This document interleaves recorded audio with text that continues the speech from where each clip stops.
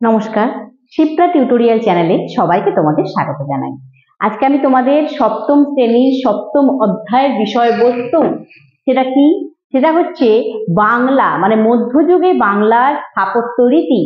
মধ্যযুগে বাংলার স্থাপত্য রীতি মানে মিডিল এজে বেঙ্গলে কেমন আর্কিটেকচার ছিল বা কেমন আর্কিটেকচার সেই সময় তৈরি হতো সেইটা নিয়ে কিন্তু আজকে ডিসকাস করব, যেটা তোমাদের ক্লাস 7-এ চ্যাপ্টার 7-এর টপিক।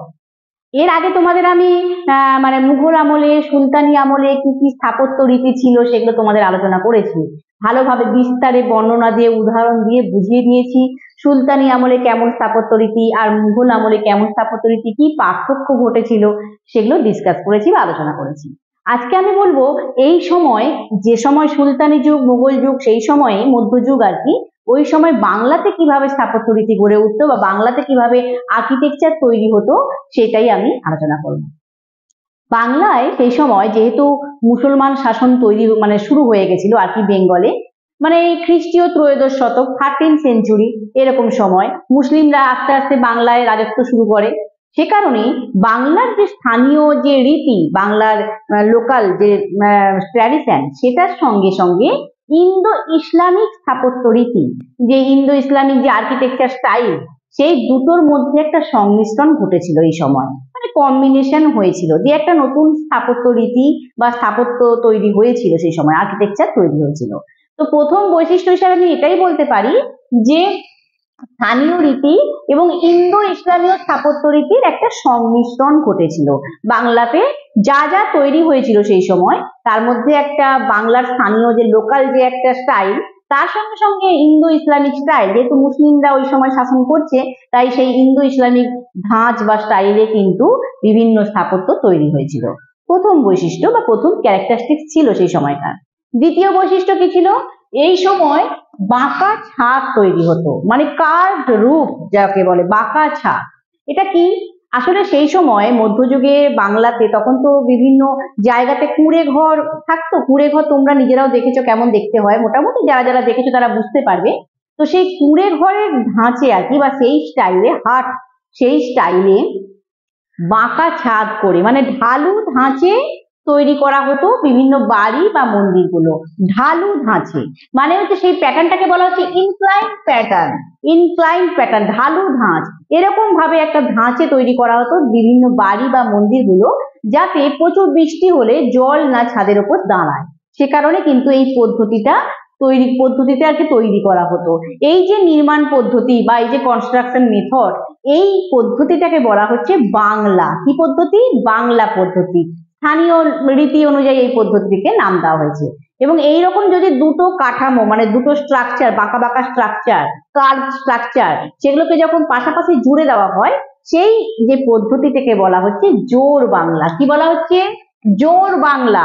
মানে দুটো কাঠামোকে জুড়ে দেওয়া হলো, তাই জোড় বাংলা। বাংলার দুটো রীতি, বাংলার আর্কিটেকচারে, এটাই বেঙ্গলের আর্কিটেকচারে এটা স্টাইল ছিল। তাই এটা একটা বৈশিষ্ট্য ছিল সেই সময়, বাঁকা ছাদ তৈরি হতো, যেটাকে আমরা জোড় বাংলা নাম দিয়েছি বা সেই সময় বলা হতো জোড় বাংলা। এর পরের বৈশিষ্ট্য কি ছিল? এর পরের বৈশিষ্ট্য হচ্ছে ইটের ব্যবহার। সেই সময় কিন্তু যা কিছু তৈরি হতো, সেটা মন্দির হোক বা বাড়ি হোক বা বিভিন্ন জায়গায় মসজিদও তৈরি হয়েছে, সবকিছুতে কিন্তু ইটের ব্যবহার ছিল, ব্রিক্স ইউজ করা হতো। এটাও একটা বৈশিষ্ট্য ছিল। 4 নম্বর বৈশিষ্ট্য কি ছিল? চালা ভিত্তিক মন্দির। চালা ভিত্তিক বা চাল ভিত্তিক মন্দির, যেটাকে চালা স্টাইল টেম্পল বলা হয়। চাল ভিত্তিক মন্দির, এরকম যদি একটা চালা থাকতো তাকে বলা হতো এক চালা মন্দির, দুটো চালা থাকলে দু চালা, বা অনেকগুলো 8খানা চালা আছে ধরো, সেটাকে বলা হচ্ছে 8 চালা মন্দির। এইরকম ভাবে কিন্তু চালা ভিত্তিক একটা মন্দির তৈরি হতো, চালা স্টাইলে টেম্পল তৈরি হতো।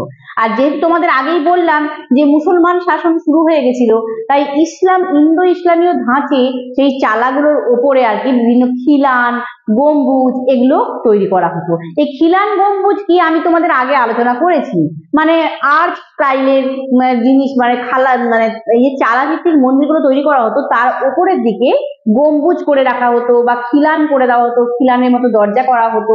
এগুলো হচ্ছে ইন্দো ইসলামীয় ধাঁচে করা হতো, মন্দিরগুলো তৈরি হয়েছিল সেই সময় মধ্যযুগে বাংলায়। আর কি স্টাইল ছিল, আর কি বৈশিষ্ট্য আর কি? আরেকটা বৈশিষ্ট্য চূড়া। সেই সময় যে মন্দিরগুলো তৈরি হতো সেগুলোতে আয়তক্ষেত্রাকার যে কাঠামো মানে রেক্ট্যাঙ্গুলার যে শেপ, তার উপরে একটা চূড়া তৈরি করা হতো।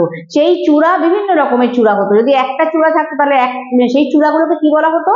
রত্ন, যাকে বলা হয় টারেট। চূড়া মানে হচ্ছে টারেট, সেই চূড়াকে কিন্তু সে সময় বলা হতো রত্ন। আর এইরকম একটা চূড়া থাকলে বা একটা চূড়া দিয়ে যে মন্দির তৈরি হতো তাকে বলা হতো এক রত্ন মন্দির। আর 5খানা চূড়া দিয়ে যদি তৈরি হতো মন্দির তাকে বলা হতো পঞ্চরত্ন মন্দির। এইভাবে কিন্তু বিভিন্ন চূড়া দিয়ে দিয়ে মন্দির তৈরি করার স্টাইলটা বা বৈশিষ্ট্যটা কিন্তু এই মধ্যযুগীয় বাংলায় কিন্তু ছিল। এটাও একটা বৈশিষ্ট্য। আর কি বৈশিষ্ট্য? এই সময় পোড়ামাটির কাজ বা টেরাকোটার কাজ কিন্তু ছিল, মানে বিভিন্ন মন্দিরের দেওয়ালে কারুকাজ করা থাকতো, সেটা হচ্ছে মন্দিরে পোড়ামাটির কাজ করা হতো বা টেরাকোটা বলা হয়। তোমরা সুলতানি মুঘল পিরিয়ডে বিভিন্ন পাথরের কাজ, মার্বেল পাথরের কাজ তোমরা দেখেছো, এখানে কিন্তু ইটের ব্যবহার হচ্ছে। পার্থক্যটা বুঝতে পারছো?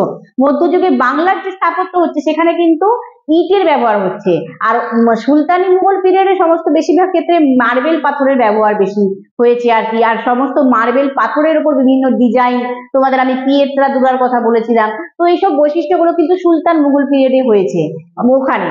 আর বাংলাতে কিন্তু এই ধরনের টেরাকোটা বা পোড়ামাটির ব্যবহার বিভিন্ন মন্দিরের দেওয়ালে দেওয়ালে থাকতো, কাজ করা থাকতো। আজ তোমরা বাঁকুড়া, বিষ্ণুপুর এইসব জায়গায় গেলে এখনো তোমরা এই সমস্ত মন্দিরগুলো কিন্তু দেখতে পাবে, এই নিদর্শনগুলো কিন্তু এখনো আছে। টেরাকোটার কাজ, বিভিন্ন মন্দিরের গায়ে গায়ে পোড়ামাটির কাজ করা রয়েছে। এগুলোই কিন্তু তখনকার সময় মধ্যযুগে বাংলার স্থাপত্য রীতির বৈশিষ্ট্য ছিল বা আর্কিটেকচারের স্টাইল ছিল। এবার এই মানে এই যে মধ্যযুগে যে বাংলার যে স্থাপত্য, তাকে 3টে পর্যায়ে ভাগ করা হয়েছে। প্রথম পর্যায়, দ্বিতীয় পর্যায়, তৃতীয় পর্যায় বলে। সেটা 3টি পর্যায়ে তোমাদের আমি পরপর আলোচনা করব, এবং প্রত্যেকটি পর্যায়ে কিছু কিছু স্থাপত্য তো ভালোভাবে উল্লেখযোগ্য স্থাপত্য ছিল, ইম্পর্টেন্ট আর্কিটেকচার ছিল, সেটাই আমি একটু ডিসকাস করব। প্রথম পর্যায় হিসেবে আমরা বলতে পারি 1201 থেকে 1339, এই সময়কালটাকে বলা হচ্ছে প্রথম পর্যায়। 1201 থেকে 1339, 1201 থেকে 1339, এরকম সময় কিন্তু বাংলার প্রথম পর্যায়ে স্থাপত্য গড়ে উঠেছিল। আর এই সময় বাংলার রাজধানী কিন্তু গৌড় ছিল। আর সেই সময় উল্লেখযোগ্য স্থাপত্য বলতে বিশেষ কিছু এখন নেই, সবই প্রায় ধ্বংস হয়ে গেছে। তাও আর কি একটা উল্লেখযোগ্য ছিল ত্রিবেণীতে তৈরি হওয়া জাফর খানের সমাধি। মুসলমান বললাম না, মুসলমানদের শাসন শুরু হয়ে গেছিল, তো ত্রিবেণীতে জাফর খানের সমাধির ধ্বংসাবশেষ কিছুটা পরিমাণে আছে এখনো, মানে সেই লেভেলে নেই, আর অনেক দিনকার আগেকার ঘটনা তো, তাই ধ্বংসাবশেষ কিছু পড়ে রয়েছে আর কি। আর কি আছে? বসিরহাটে ছড়িয়ে থাকা কিছু স্তূপা তৈরি হয়েছিল সেই সময়, সেগুলো কিন্তু ওই প্রথম পর্যায়ে, বাংলার প্রথম পর্যায়ে যে স্থাপত্য তৈরি হয়েছিল তার অল্প নিদর্শন কিন্তু আছে। এবার দ্বিতীয় পর্যায়ে কি হয়েছিল? দ্বিতীয় পর্যায়ে হচ্ছে 1339 থেকে 1442, 1339 থেকে 1442, এরকম সময় কিন্তু বিভিন্ন মধ্যযুগে মানে বাংলাতে কিছু স্থাপত্য তৈরি হয়েছিল। তার মধ্যে উল্লেখযোগ্য হলো মালদহের পান্ডুয়ায় সিকান্দার শাহের বানানো আদিনা মসজিদটা সেই সময় কিন্তু একটা উল্লেখযোগ্য স্থাপত্য ছিল, ইম্পর্টেন্ট একটা আর্কিটেকচার ছিল। আদিনা মস্ক, যেটা কে তৈরি করেছিল?